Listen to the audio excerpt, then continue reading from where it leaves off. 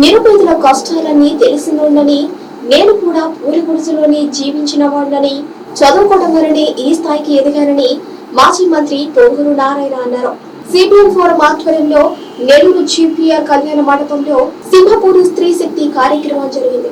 ఈ కార్యక్రమానికి ముఖ్య అతిథిగా మాజీ మంత్రి, నగర నియోజకవర్గ ఇన్ఛార్జ్ పొంగూరు నారాయణ, వారి సతీమణి రమాదేవి విచ్చేశారు. ముందుగా ఆయన టీడీపీ మహిళా నాయకురాలతో కలిసి జ్యోతి ప్రజ్వలన చేశారు. దివంగత నేత, తెలుగుదేశం పార్టీ వ్యవస్థాపకుడు నందమూరి తారక రామారావు విగ్రహానికి పూలమాలలు వేసి నివాళి అర్పించారు. ఈ సందర్భంగా ఆయన మాట్లాడుతూ, నేను మంత్రిగా 88 లక్షల డ్వాక్రా మహిళలకు ఎన్నో పథకాలు చేపట్టానని గుర్తు చేశారు. చంద్రబాబు నాయుడు మహిళలను పారిశ్రామికవేత్తలుగా చూడాలని నిరంతరం తప్పిస్తూనే ఉంటారని తెలిపారు. టీడీపీ హయాంలోని ఇసుక డిస్ట్రిబ్యూషన్ డ్వాక్రా మహిళలకు అందజేసి మహిళలు ఎంతగానో ప్రోత్సహించారన్నారు. ఎన్టీఆర్ తీసుకొచ్చిన మహిళా రిజర్వేషన్ వల్లనే చాలా మంది మహిళలు రాజకీయాల్లో రాణిస్తున్నారని అన్నారు. అనంతరం మాజీ మంత్రి సోమిరెడ్డి చంద్రమోహన్ రెడ్డి మాట్లాడుతూ, కార్యక్రమంలో మహిళల్ని చూడగానే ఒక్కసారిగా భయం వేసిందని అన్నారు. ఇంత పెద్ద సంఖ్యలో కార్యక్రమానికి తరలి రావటం చాలా ఆనందంగా ఉందని తెలిపారు.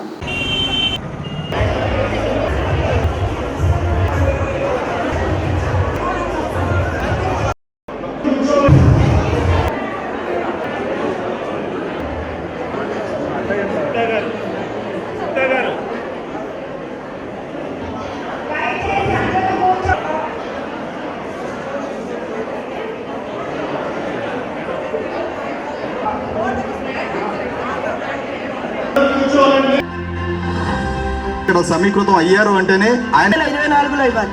ఎందుకంటే ప్రసన్న ఇప్పుడు మన స్వర్గీయ నందమూరి తారక నారాయణ గారు అండ్ చంద్రమోహన్ గారు, ఇవే మా శుభాభినందనలు. సిపిఎం జై.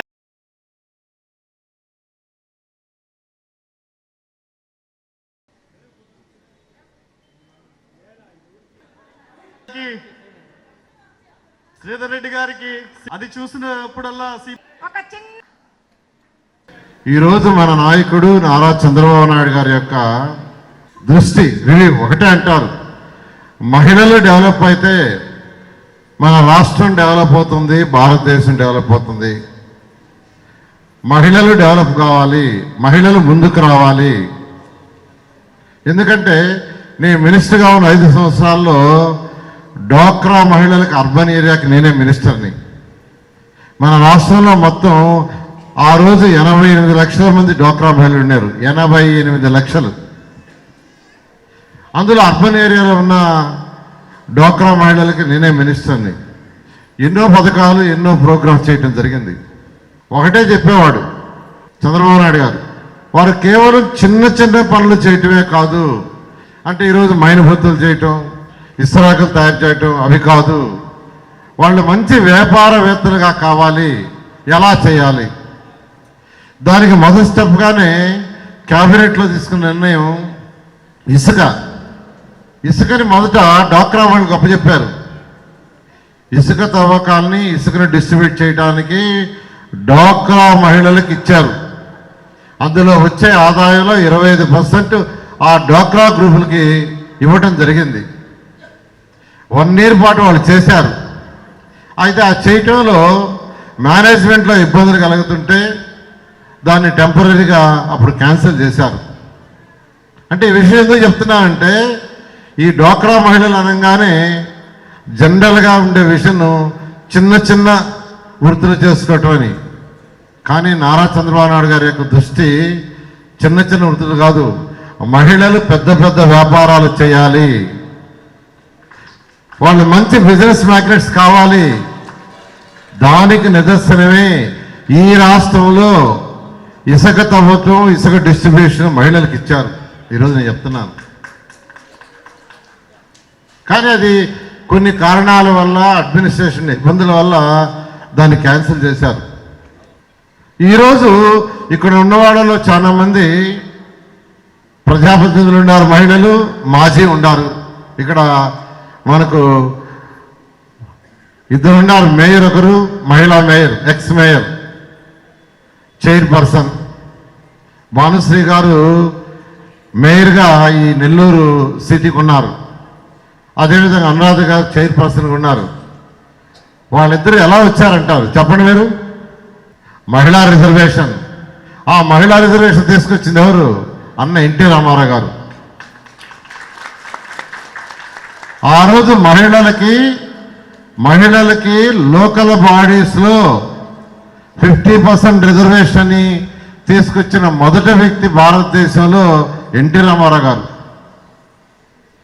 ఆయన కాబట్టి ఈరోజు మన రాష్ట్రంలో లోకల్ బాడీ ఎలక్షన్స్ జరిగినా అది మున్సిపల్ వార్డులు కావచ్చు, డివిజన్స్ కావచ్చు, చైర్పర్సన్స్ కావచ్చు, మేయర్లు కావచ్చు, పంచాయతీలో జరిగే ఎంపీటీసీ జడ్పీటీ ఎలక్షన్స్ కావచ్చు, ప్రతి దాంట్లో ఈరోజు 50% ఈరోజు రిజర్వేషన్స్ మహిళలకు ఉంది. అది తీసుకొచ్చింది మన నాయకుడే. ఈ విధంగా రాజకీయంగా మహిళలు కానీ స్ట్రెంతన్ అయితే వారి ఆర్థిక స్థితి కూడా పెరుగుతుంది. చట్టసభల్లో ఒక అసెంబ్లీలోనే కాదు, ఈరోజు మన ఈ యొక్క కాన్స్టిట్యున్సీస్ డిఫరెంట్ ఉన్నాయి. జడ్పీటీసీ, ఎంపీటీసీ లేదా డిఫరెంట్ పంచాయతీల్లో అక్కడ జరిగే డెసిషన్స్లో 50% మహిళలు ఉంటే వాళ్ళ సమస్యలకు తగ్గట్టుగా నిర్ణయాలు తీసుకుంటారని ఆ పని చేశారు. అందువల్ల నేను ఒకసారి చెప్తున్నాను, ఈరోజు మన తెలుగుదేశం పార్టీ హై ప్రయారిటీ ఆ రోజు ఎన్టీ రామారావు గారు ఇచ్చింది చంద్రబాబు నాయుడు కంటిన్యూ చేశారు.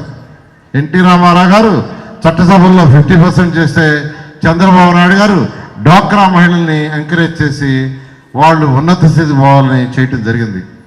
రెండోది, ఈరోజు మీకు అందరికీ తెలుసు మన రాష్ట్రంలో ఈరోజు ఏం జరుగుతుందో.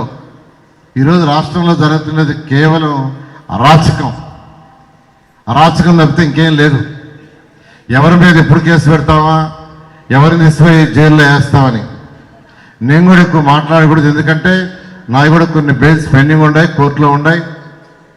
చంద్రబాబు నాయుడు గారు మొన్న మాట్లాడిన దానికి మళ్ళీ ఆయన నోటీస్ ఇచ్చారు, మళ్ళీ 41.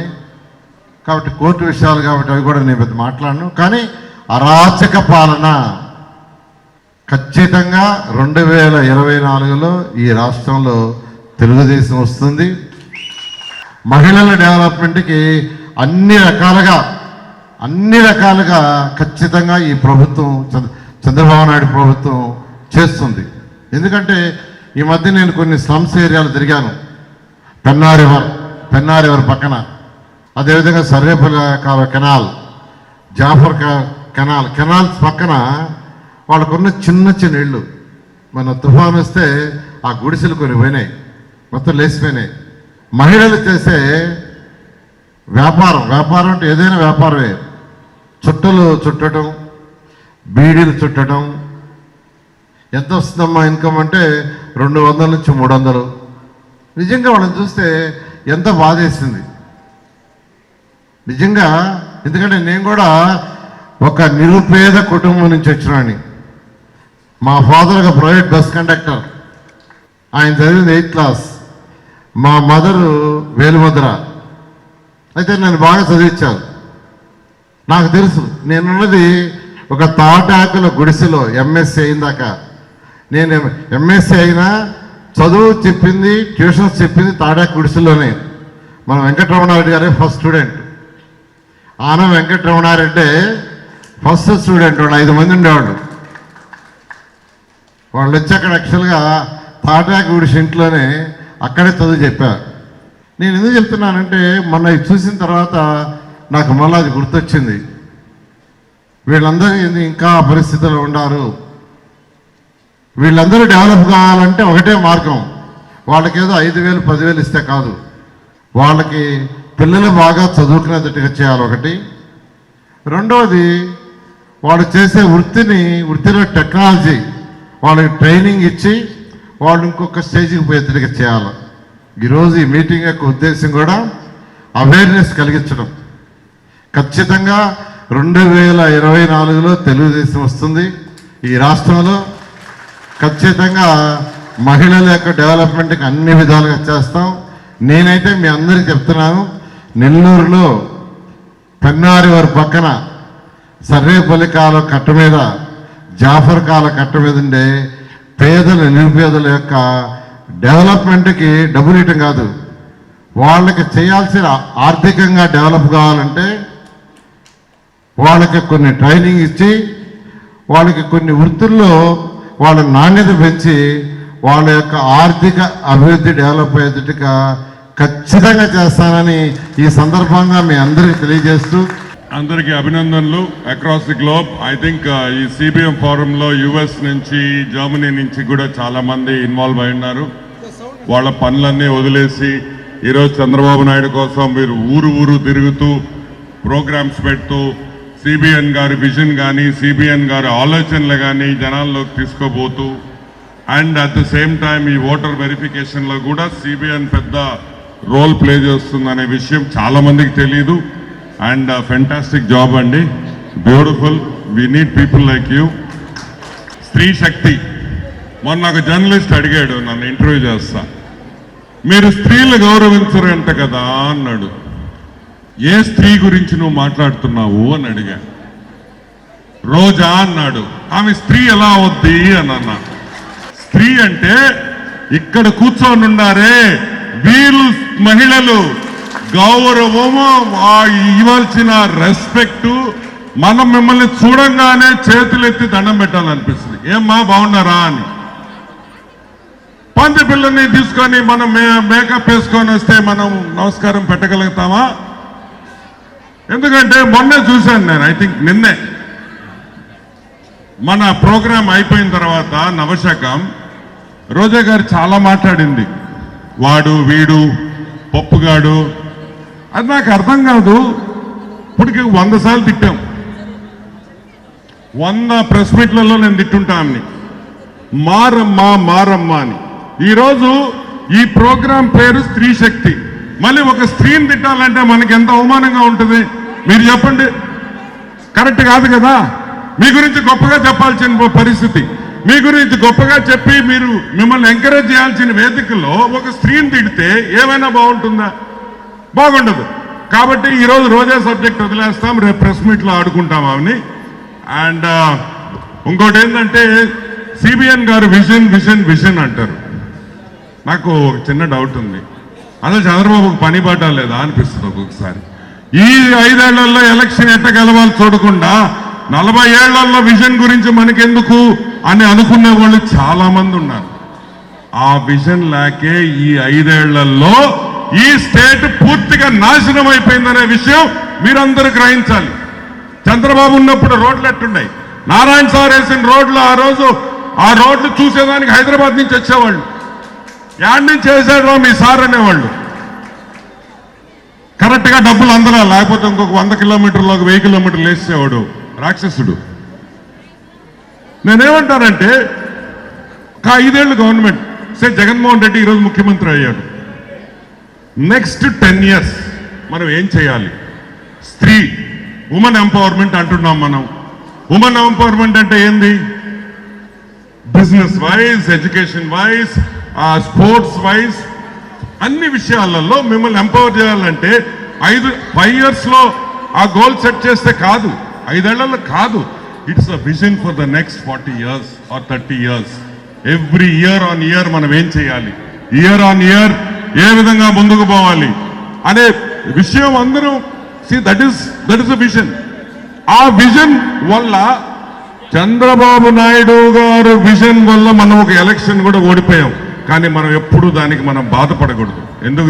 ఎందుకంటే that vision was the foundation of the sunrise state of Andhra Pradesh అనే విషయం మీరందరూ గుర్తుపెట్టుకోవాలని కూడా నేను మనవి చేస్తా ఉన్నా. ఈ సన్ రైజ్ స్టేట్ కాన్సెప్ట్ మీకు సింపుల్ ఒక పాయింట్ చెప్తాను. చంద్రబాబు నాయుడు గారు ముఖ్యమంత్రి అయిన తర్వాత విమానం వేసుకొని నాకు తెలిసి 14 దేశాలకు పోయాడు. దేనికి పోయాడు? అటు కాఫీ బాగుంటుందని పోయాడా? వీడు కాఫీ దొరకదా?